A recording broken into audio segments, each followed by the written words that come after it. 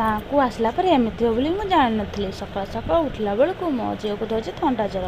ଆମେ ତାମିଲନାଡ଼ୁରୁ ଗାଁକୁ ଆସିଲୁ ତ ଏସି ବଗିରେ ବସିଥିଲେ ତ ଘର ପହଞ୍ଚିଲାକୁ ତାକୁ ଧରିଯାଇଛି ଥଣ୍ଡା ଜ୍ୱର। ମୋର ତ ମୁଣ୍ଡ ଖରାପ, ମୁଁ ଆଉ କିସ କରିବି।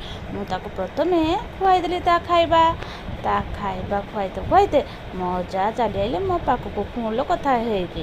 ତ ସିଏ ଫୋନ୍ରେ ମୋ ମଝିଆ ଯା ସାଙ୍ଗରେ କଥା ହେଉଛନ୍ତି।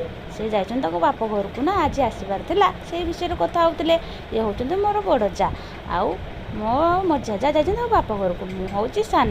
ଆପଣମାନଙ୍କର କାହାର ବଡ଼ ଯା ମଝିଆ ଯା ଅଛନ୍ତି ମୋତେ କମେଣ୍ଟରେ କହିବେ। ଆମେ ଏମିତି ମିଳିମିଶିକି ତିନି ଯା ରହୁ।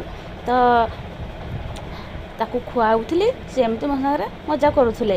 ତ ଖୁଇ ସାରିଲା ପରେ ମୋ ଝିଅକୁ ମୁଁ ଚାଲିଗଲି କିଛି ତୁଳସୀ ପତ୍ର ଆଣିବା ପାଇଁ। ଆମ ତୁଳସୀ ଚୋରା ପାଖରେ ଢେର ସାରା ତୁଳସୀ ଗଛ ଥିଲା। ତ କିଛି ପତ୍ର ଆଣି ତାକୁ ମେଡ଼ିସିନ କରିକି ମୋ ଝିଅକୁ ଦେବି ଖାଇବା ପାଇଁ। ତ ମୁଁ ତୁଳସୀ ପତ୍ର ମେଞ୍ଚେ ତୋଳିକି ନେଇ ଆଇଲି।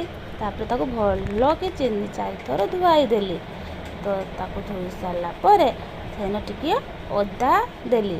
ଅଦା ବେଶୀ ଦେଲି ନାହିଁ, କାହିଁକି ନା ଅଦାଟା ବହୁତ କଡ଼ା ଲାଗେ ତ ସେଇଥିପାଇଁ। ତ ଟିକିଏ ଅଦା ଦେଲି, ଏଇନା ଆଉ ହଳଦୀ ଟିକେ ଘୁରିକି ଦେବି। ଏସିଡ୍ କାର୍ଡ଼ ହେଇଥିବ ତ ଖାଇଲେ ଭଲ ହୋଇଯିବ। ତ ପ୍ରଥମେ ମୁଁ ଶିଳ ଧୋଇକି ସେଥିରେ ତୁଳସୀ ପତ୍ର ଆଉ ଅଦା ଛେଞ୍ଚିକି ତା ରସ କାଢ଼ିକି ରଖିଦେଲି। ତାପରେ ମୁଁ ହଳଦୀକି ଘୁରିକି ତାର ରସ କାଢ଼ିଲି। ସେତିକି ଭିତରେ କି ମଶା ମୋତେ ଖାଇଗଲେ। ଗାଁରେ ଏତେ ମଶା ହେଇଛନ୍ତି, ବର୍ଷା ହେଇଥିଲା ନା, ସେଥିପାଇଁ ମଶା ଯିବାର ନାଁ ଧରୁନାହାନ୍ତି। 7ଟା ହେଲାନି, ଏତେ ମଶା ମୋତେ ଖାଇଗଲେ ସେଇ ଟାଇମ୍ରେ। ତ ମୁଁ ଶୀଘ୍ର ହଳଦୀ ଘୁରିକି ତାର ରସ କାଢ଼ି ଆଣିକି ଝୁନୁକୁ ରଖିଦେଲି। ଆପଣମାନେ ଏଇ ଝୁନୁକୁ କିସ କୁହନ୍ତି ମୋତେ କମେଣ୍ଟରେ କହିବେ। ମୁଁ ସେଇ ରସରେ ଟିକେ ମହୁ ଦେଇଦେଲି। ତାପରେ ମୋ ଯା ମୋ ଝିଅକୁ ଖୁଆଇଦେଲେ। ମୁଁ ଖୁଇ ପାରିବିନି ନା, ସେଇଥିପାଇଁ ମୋ ଯା ଖୁଆଇଦେଲେ। ତ ତାପରେ ସେ କାନ୍ଦୁଥିଲା ତ ମୁଁ ତାକୁ ଭଲୁଥିଲି। ରହିଲି ସାଙ୍ଗମାନେ, ଜୟ ଜଗନ୍ନାଥ।